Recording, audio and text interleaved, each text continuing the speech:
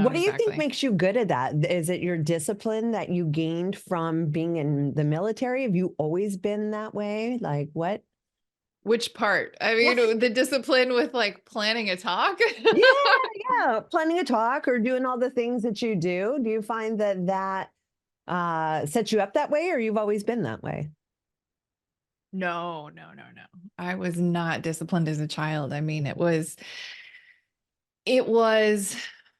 complete lack of boundaries and structure Mm, that led me down the path to being in a place now where creating structure and systems for the purpose of holding to boundaries mm, is living and breathing not only my own pathway, but obviously what it is that I teach. So when you're really embodying the message that you're sharing with your audience, it makes it easy mm. because it's who you are. Yep. I'm not retelling somebody else's lessons. I'm sharing my journey, which I think is very, very different in the speaking world because there's a lot of people who I see on stages who like, that's great, you did some shit, but you're not a speaker. Just because Mm, you call yourself that doesn't mean you are. But if yeah. you can move a room to changing their life, their mindset, their business in a few minutes, that's power. That's a Yeah. really, really powerful place to be as far as impacting others. And, it's been a journey. I mean, I did not start as that kind of speaker. I mean, I started overly scripted, perfectionist, all my notes separating me from the audience Mm, rather than allowing myself to be a part of the experience. And that all came from my own journey. If I didn't do my own trauma and addiction recovery and build this relationship with myself, I wouldn't have tapped into my gifts of being able to create this safe space for people to tap into the things they've been avoiding within themselves. yeah. Right. Right. And I think, as a speaker, those are the best speakers who are 100%. fully emotionally available and energetically available to connect with the audience Mm, and do it in a way where it's like you get them on this magic carpet ride and they're on your carpet and you're taking them for the ride. for But sure. really, right, it's to themselves. Right. And Totally. it's, different from I'm just up there like Bueller, Bueller, like, here's the data, here's the thing, right? Like, Yeah. no, no, That's not you at all. no. And then it's not the rah-rah. Like, I Yeah, think that's the other big thing is like, there's that place for the motivational speakers, but we're not always in that state or in that energy when we're doing the big work. for sure. So I like getting to the deep, dark recesses. I love that. Yeah, I think about Ed Milet, and he's taken us Mhm, on his journey, with his dad, over his dad, mhm. since, and he encompasses like wherever he's at in his life as what he's talking about, and it's so relatable to people. Now, he's almost like a borderline actor. Like he gets so into it, you can't help but feel emotional and drawn in by his journey. He's a great storyteller and a true testimony of just be genuine with what's going on with you, not this scripted, I've been saying the same thing for 10 years and it's going to resonate with one person in the room, we're good. Right. I do make it a point to avoid that. I don't like seeing the same speaker Mhm. over and over and over again with the exact same talk. Yep. And I know you and I have been in a lot of the same circles where we've seen that, where it's that speaker came and then, they come back again 6 months later and it's almost identical. And I'm like, Hmm. okay, Hmm. I'm not getting anything new here. And so for me, it's I've taken like my core concepts and distilled it down in a way where it's easy to make malleable depending on the audience. So really I'm taking the same talk that I gave to these insurance agents focused on sabotage proofing their successes in business and Mm, life and everything else. But now I'm going to take that same talk and reformat it in a way for all these kids in business school who are about to graduate right? nice. College, Yep. and being like, okay, so at this event that I talked at the insurance event, I was like, I was the second to last person. And it was great because it was like, hey, everything you guys are learning here today to generate more revenue, more leads, more products, serve your clients better, hit the big goals, blah, blah, blah. I was like, none of it will determine your success. None of it. I was like, what determines your success is your lowest minimum standard. Mm, Not the ceiling, but the floor. And so taking that same powerful message and reformatting it for college students, like, hey guys, everything you've learned in college, none of it will help you be successful. None of as they're it. paying their student loan debts, they're like, Right. great. Yes. But it's fun to like, I like those disruptive statements and those disruptive comments because Yeah. it catches people.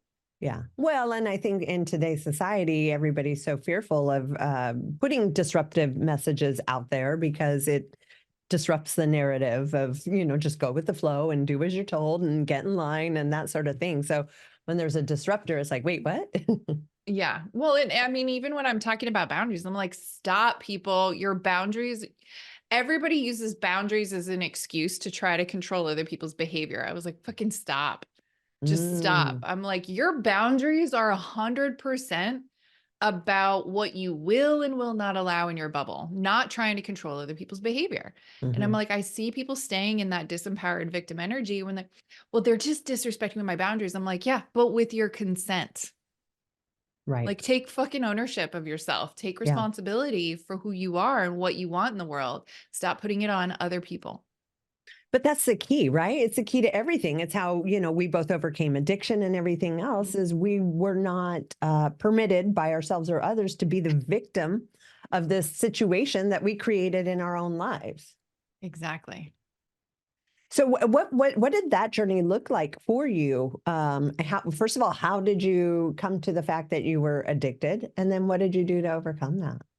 I love how you just kind of like, it's such just a casual conversation. I'm like, I get on the call, wait, like I'm still eating my lunch, waiting Sorry. for like, oh, okay, cool. When are we gonna dive in? And you're Yeah, like, we're I just know it's going. We're going. already I'm talking. like, It's we're fine. just going. I'm like, just finishing up my lunch. It's so funny. I love it. Okay, good. Okay. Yeah, sorry. Sorry, that's how mine So roll. I'm just like, we're no, just having a no, no, no. It is conversation. totally fine. I mean, that's the best. It's Joe Rogan style, right? Like Pretty we're much. just diving in.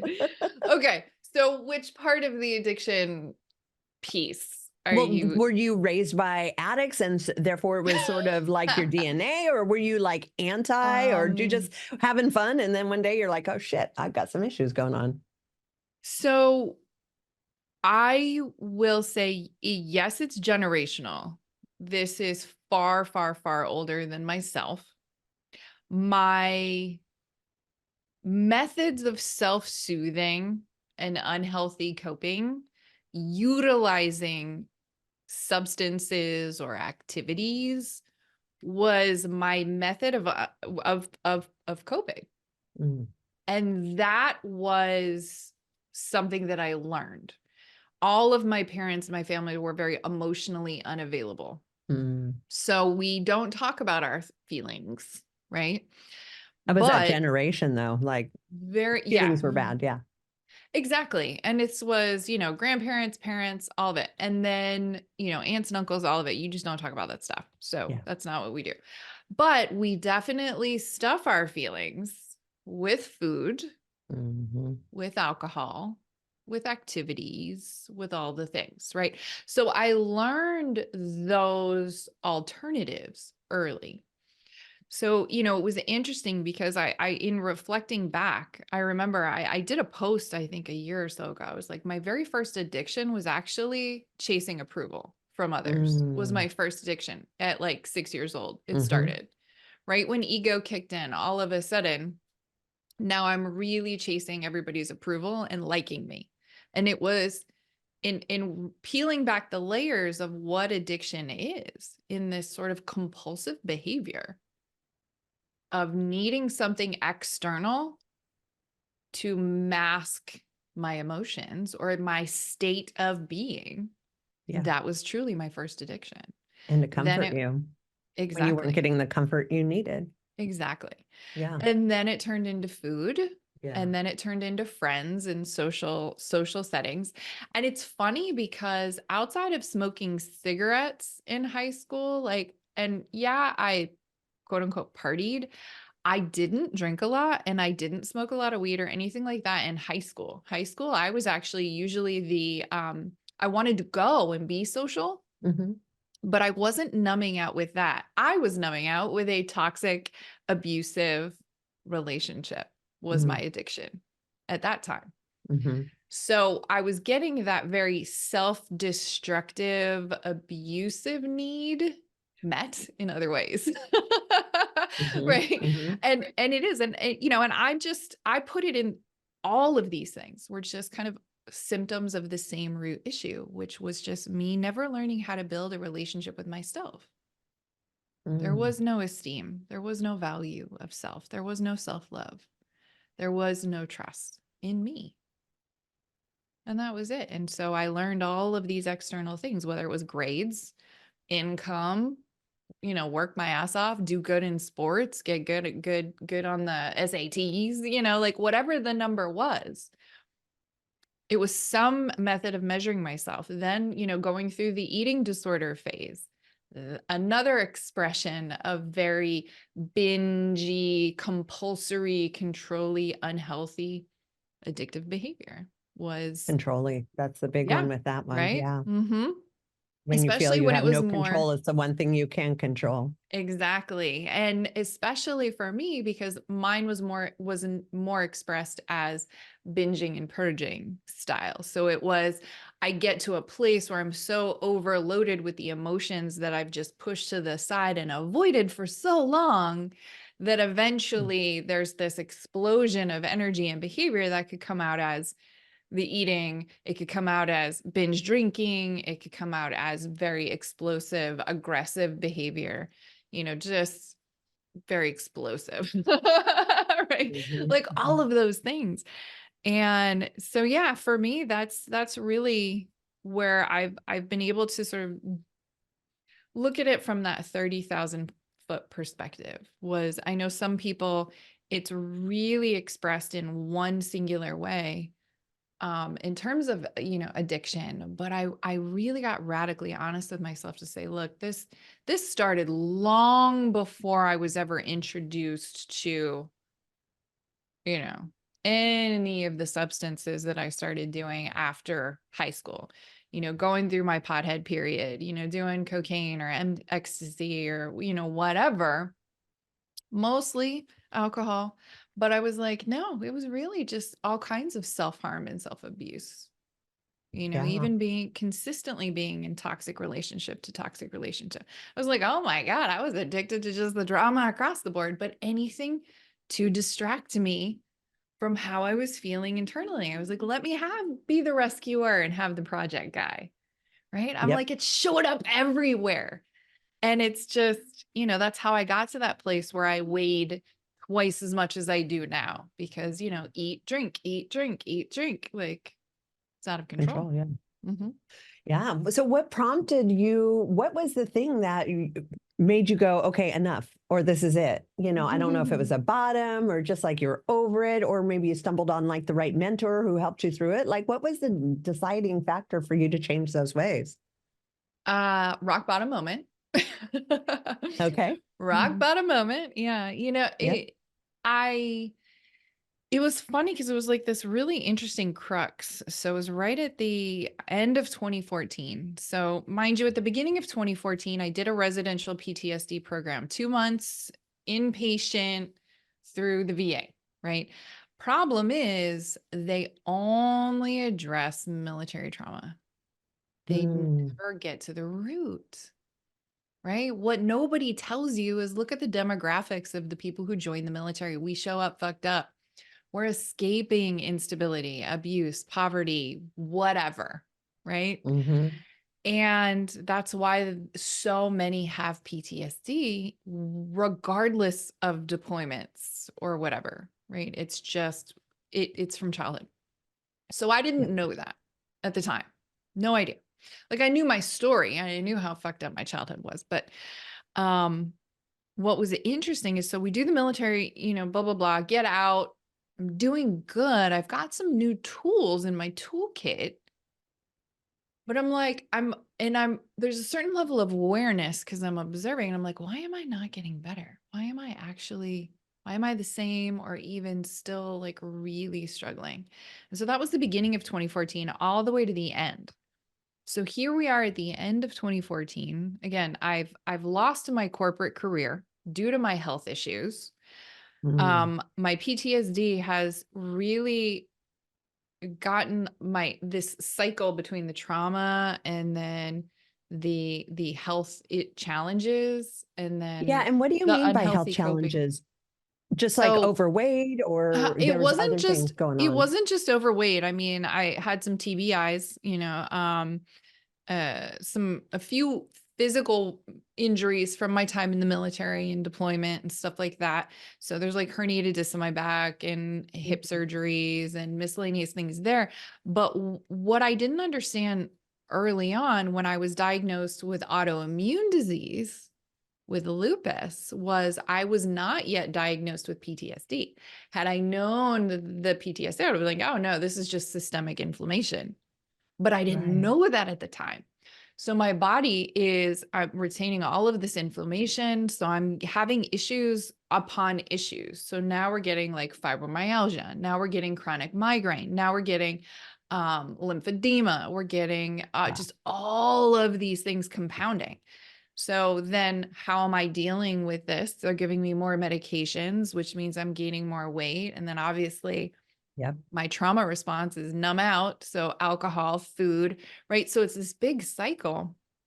And Oh my it's gosh. And all of my those together, alcohol, right. food, medications, like Medicate, all no of it. working Yeah. out. Like I'm No, sorry, I it was was gonna a say, what a total shit show. it Like is it a is the total shit epitome of show. like how bad it gets because it's all connected. Right. And so that's the thing. I was so caught in this disempowered state. I had no idea. Mm. Right. But I'm so grateful for it getting to a place where it was compounding upon compounding. So I ended up, my health drove me to go on short-term and then long-term disability. And eventually I was like, I just cannot go back to a toxic corporate environment. Mm. So lost my corporate job. My health is a complete shit show. Needless to say, I am not showing up as my best for my marriage or my family. So my marriage is really hanging by a thread at this point at the end of 2014. Like it's in shambles. My health is falling apart, meds to counteract the side effects of other meds. And we get in this big fight. And then, of course, what's worse is this is the week between Christmas and New Year's, extra elevated, lots of baggage, right? Like everybody's in their shit, Yep. good, bad, whatever. So Jeff and I have a big fight. He goes in the other room. I just burst into tears, go into the kitchen, go to my normal. And this is worse than usual, though, because I'm taking food and I'm pulling it from the cabinet and just shoving it in my face, just straight. And I'm just chasing it with a bottle of booze. And I'm just Mm. bawling my eyes out in this corner cabinet. And this is the time I'm just like, probably the first time in probably well over a decade, I'm just like doing these physical actions, but I'm just like, what the hell am I doing? Yeah. And for the first time in a really long time, I heard the answer. And it was, oh, honey, you are trying to make yourself look as ugly on the outside as you feel on the inside because you hate Mm. yourself.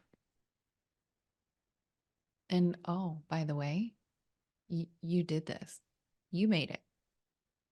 Like that moment of your life and everything that's wrong with it was created by you, your choices.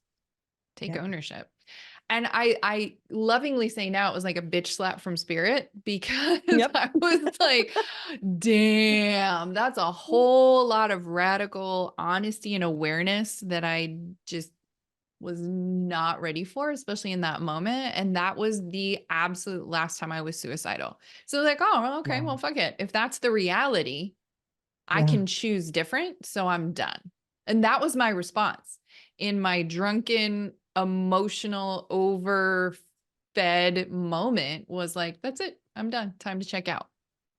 Mm. And thankfully, and this is kind of my running joke, is I was so type A that I passed out before my plan was perfect. You ate, drank, and medicated yourself into oblivion before you I could take medicated action. myself Thank into God. oblivion and passed out. And then when I woke up the next day, I remembered the message and I was like, oh shit, okay, I'm done. And literally like a light switch, my lesson from that was I am done trying to control anything other than myself. Because everything that was in my life and my body, my health, my mindset, all of it was just this physical manifestation of this emotional and spiritual burden, this rejection of myself and my truth and my power for a lifetime, but especially Yeah. this last decade. And just building this life of who I should be rather than listening to myself. And I was like, all of it from 6 years old on, right? Needing the external validation was me attempting to control what other people thought or felt about me, because all I wanted was love, because I never learned how to give it to myself. So It's I filled it amazing. with whatever I could. Isn't it crazy how the one thing that we need to do is the thing that we're fighting so hard against? And in that, I mean, surrender. Mm-hmm. Like being like you, I'm a control freak, and it's hasn't been until times where I'm just like, I can't do anymore. I don't know what else to do. I don't have the fucking answers. And then all of a sudden it's like, ping, there it is. You stop being the block to exactly what it is that you want. The second, Yeah, the by trying to more we're control in everything, you let control, go. It's the like so wall is up. counterintuitive. Yeah, the Yeah. wall is up. So I'm like, you're Yeah. being a cock blocker to what you want. The wall is up when you're in control. And the second you let Yeah. go, you remove the resistance, you Yeah. remove the wall. And the most important thing is you stop trying to control the stuff that's not within your control, because the how is not our job. Mm. Yeah, I love that. And it's, it's a lifelong journey, I would say. It's not like you learn it once and you're like, I'm good to go Mm-mm. for the rest of my life. Like it reappears in its head in many different ways that you're not expecting, just to see, did you really get it? Or do you get it like this? Like, how are you getting it now? I mean, Well, I'm it's, speaking for myself. I don't know if that's been your path, but I feel like oh, I've yeah. been confronted with the same things over and over in slightly different ways. And it takes me a second to go, wait a minute. Okay, I get it. Yes. Well, it's new level, same devil. But when you Mm, go to that new level externally and outward, it means new layer deeper into yourself of doing your work. So yeah, when that I love old that saying. devil, when that same devil rears up again, the giving yourself the grace and the gift of recognizing that this old devil flaring up is because you're in a completely new state of being than you were the last time you worked on that troublesome thing. You've grown and evolved far enough and done the big, amazing things that this new level you're stepping into requires a deeper level of work to do internally.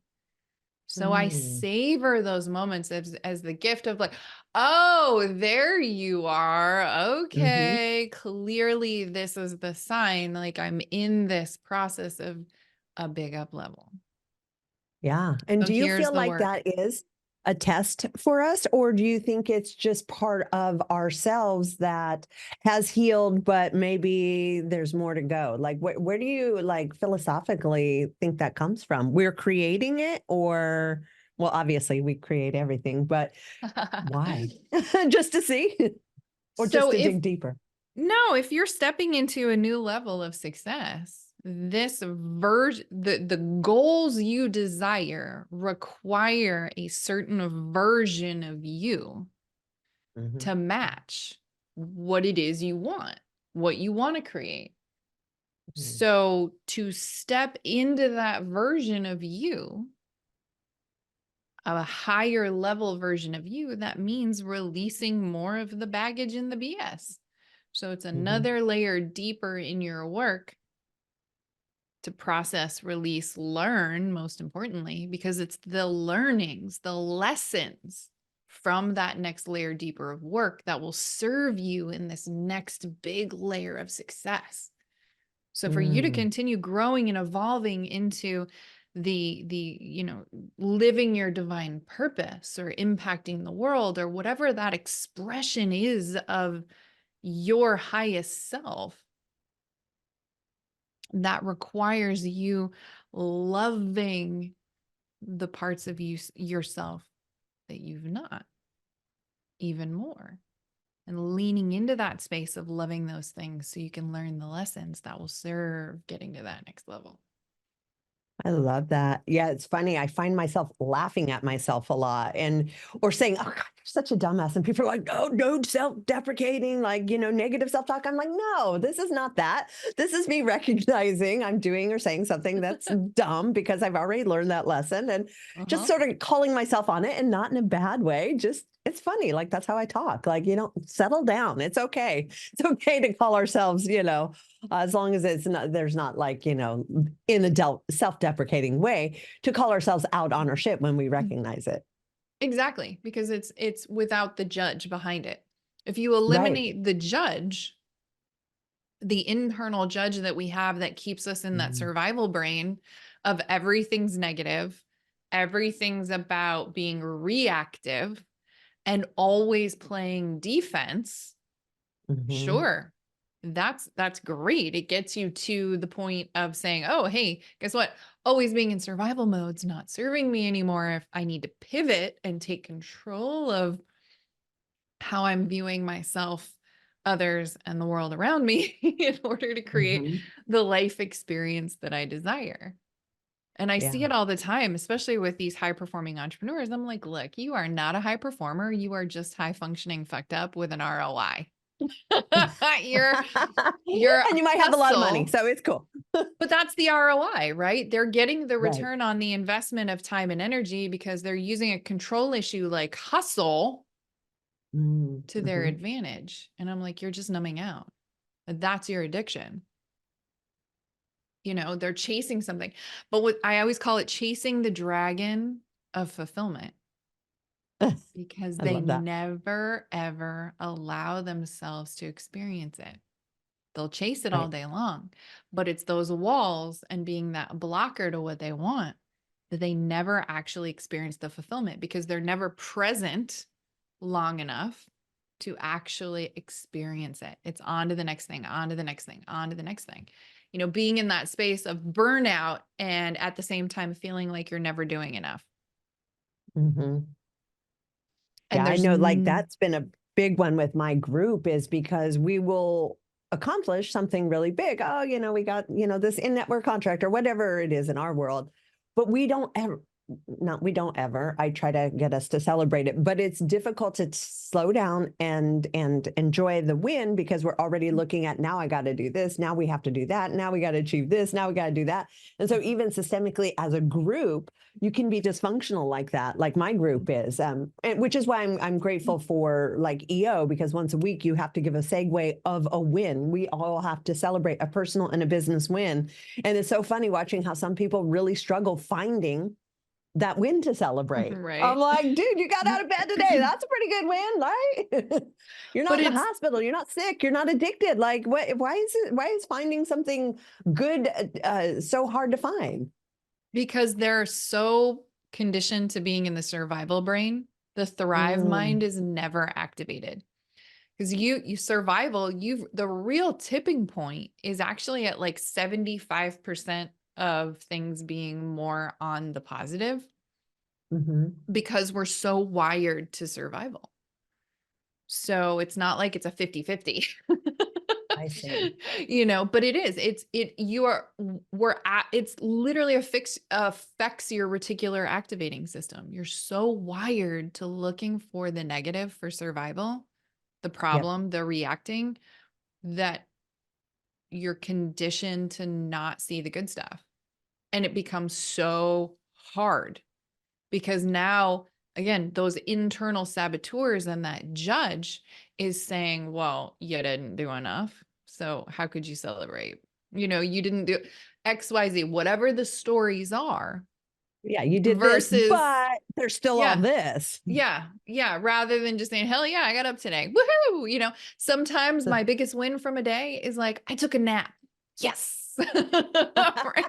Right. that would be But a huge like, one for me. Yeah. it took a long time to get to that place to where I can just savor the simple things, because that's where the magic of fulfillment comes. Being able to just stop and be so completely present that you're actually experiencing your senses. Like, that's the root of even the practices of like mindfulness and Hmm. meditation. It's like, I don't even need to do the mindfulness and meditation. Let's get to the root. And the root can happen. You can shift out of survival in as little as 10 seconds just by fully engaging your senses. One of them, not all of them, just one. Hmm. And Yeah, I that's why mean, we teach mindfulness in our program, is to get people out of past, future mm-hmm, stress, just be in mm-hmm. the fucking moment. And I would say, coupled with that is gratitude. Yes. Not just seeing the environment, being like, damn, dude, I'm so fucking glad I have this cup of coffee right now. Like, just appreciating and having gratitude for the little things definitely shifts that whole vibration as well. Yeah, that's the fulfillment. If you can be completely fulfilled in the moment, the experience of the Mhm. moment, to where you have the gratitude and that you're Mhm. totally present with it, that's the stuff that fills the cup. Yeah. What put you So on that good. path of self-discovery? Like, what did you go? Was it the NLP, or you just stumbled on it, or how did you get into this sector of self-help ish? I've been my own first client the whole time. Like, Mm. I started with, it was okay, I wake up that next day, I'm done trying to control anything other than myself. And outside of like a trauma therapist, and zero resources Yeah. except the good old interwebs, and I had zero social circle, anything in that healthy regimen. But it was one or two key people that I was able to just kind of get on to different things. So it was like starting to go to the local acupuncture wellness clinic. It's Mhm. Eastern medicine and herbs and essential oils and just things like that. And finding a couple of people to help me just learn about different stuff. And that opened my eyes up to, by the end of 2015. So 2015, I'm like, okay, well, if I need to completely 180 my entire life, what is the one easiest thing that I can control right now to get a good result? So I started eating the elephant one bite at a time. And I started with, Mm. okay, the easiest thing for me to control is what I'm putting in my body. And I just Mm. started there. And that was it. And I lost 100 pounds that year. Wow. In Yeah. 1 year, 100 In pounds. one That's year, amazing. actually less than a year. Yeah. Lost 100 Yeah. pounds. Probably most of it was inflammation. Just, Oh, yeah. you know. Well, it was so funny too, because it was like there was a point where the catalyst was the inner work. Because there was a Mm. point where all of a sudden it became safe for my body to release the weight, Mm. because I've kept it off easily and effortlessly, because it wasn't about diet, it was about changing who I was being in my life. And so, needless to say, with that level of transformation, people were like, what are you doing? Teach me how to do it. So I was inspired and introduced to the concept of coaching and Mm. mentorship. I never had one. Had I had one sooner, I'm like, oh shit, I might have actually did some amazing things sooner. But it was not my journey to control to a certain degree, right? Like, it all happened Exactly. exactly as it needed to. Super grateful. And then that's when I started kind of leaning in and learning how to help others. Now, Mhm. did ask for help here and there, but I really wasn't ready for the big, real work until a couple years into my business. That's when I finally hired my own coaches and mentors. So, but it really was just, I'm constantly driving to get to the root. That's my thing. You know, I've always been interested. I'm just love learning. I'm one of your stereotypical ADHD, girls, women, always learning, always doing different stuff. Have a lot of that restlessness, and how do I funnel that in it's just always learning and growing. So I took that, and it was just, how can I be better, do better, have more experience, more across the board. So everything that I do, everything that I talk about, everything that I teach is stuff I've walked the path. This is what I've learned works for people like me Mhm. and for others. And then I just sort of am like, hey, I've distilled it down to my signature process, taking all these different things that I've done over the decades. And here's what works. So yeah, starts with Isn't me. that the key though? Like there's literally no original thought. So Mm-mm, it's, mm-mm. how a person hears the same thing maybe 15 times in 15 different ways, but it's going to take that one way where it like resonates with them that they're Mhm. like, I get it now. I just had that happen at an event I went to a couple weeks ago. And I said, it was the saying, how we do one thing is how we do everything. Right. And it was Yeah. so funny because he's like, wait, can you say that again? And we were all like, wait, we're certain you've heard this before. In fact, the speaker that day during the training mentioned it probably 5 times, but it was so funny because it was just me saying it that morning, the way that I did. It was just the right timing that it finally landed for him. Hmm. So, it's, and I think that's important to say, look, it's okay to own the fact that there's no original thoughts out there, but there's an original interpretation of those thoughts, right? Of those concepts, of those ideas. I bring my Stacy isms, and the way that I simplify concepts, or the way that I explain things in my signature way. Yeah. And that's exciting. But yeah, it's like none of it's original, and okay, and Yeah. here's another one. This is a big one for people who are actively in their journey, is all of a sudden you get this insight, and it can feel like a completely new and fresh idea to you. And then all of a sudden, now that you have this insight, go back to reticular activating system. Now you see this concept everywhere. And you're Yep. like, well, wait a minute. I thought this was like this really awesome, exciting, original thing. And it's no, this is the evidence that you have now stepped into a new level of awareness to now access this divine universal consciousness at this new level. Yeah. So these are those like signs that we get all the time, that's like, oh, there's your work. That's the confirmation of the work that you're doing. So for me, it's just Y- always been this journey of like returning to self, of like going through and peeling back the layers of the bullshit, the baggage, the bad relationships, the abuse, the poor choices, the unhealthy stuff, oh, to get back to this core of this, spiritual being and this relationship with myself. And so, yeah, long story Do you short. think we create that confirmation bias? I mean, it's so interesting because now we see it like on Instagram and Facebook. Like I have this thought and all of a sudden here it is, it's coming up, it's serving me ads. Like I lean this direction and that's all I see is everything in this direction.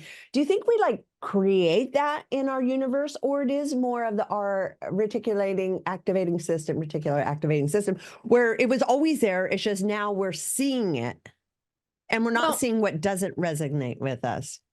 yeah, I mean, it's two separate things. Like, yes, our phones are listening. And when you see something, yes, you're going to get those ads, right? Yes. Some of it And it's is super that, creepy. yeah, it is super creepy. Some of it is the vibrational frequency. You Yeah. get this insight, this idea, you receive this divine guidance, this message, this awareness, and now you have it. So you're accessing a new level of information. So now you're seeing it. Hmm.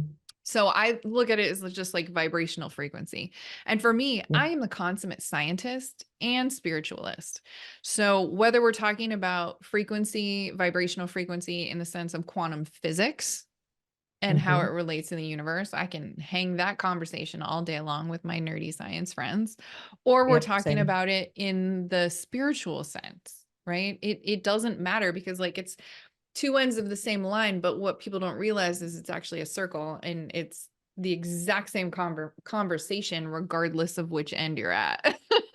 Yeah. Right? So, Well, and it's so funny because there's always been that age-old history of fighting between spirituality and science, and it's like you're both saying the same thing, but you're saying mhm, it in different ways. You both have proof, but again, it's in different ways. It's like, what does your brain or spirit resonate? Why do I keep saying that? Where does it hit for you that it becomes mhm. real? Yeah, And for what's some the people, language? they have to feel it here, and other people they have to feel it in their heart. Exactly. And it's interesting to me too, and where the people that get locked in their head, and this was Yeah. me, right? When I was in a place of being shut off spiritually, I had church trauma as a kid. I never learned that religion and spirituality were two completely independent things. Yeah. No Totally different. idea. No Yeah. idea, right? Yeah. So, when I shut down religion from my life because of some unfortunate circumstances, I also closed off my spirituality, my connection to source and everything else. And so my compensation was then the education and the science side of it. And I always loved my instructors who were like genetics, immunology, stuff like that. They're like, look, the more you get into the detail and the minutia, the more it inspires a connection to something greater.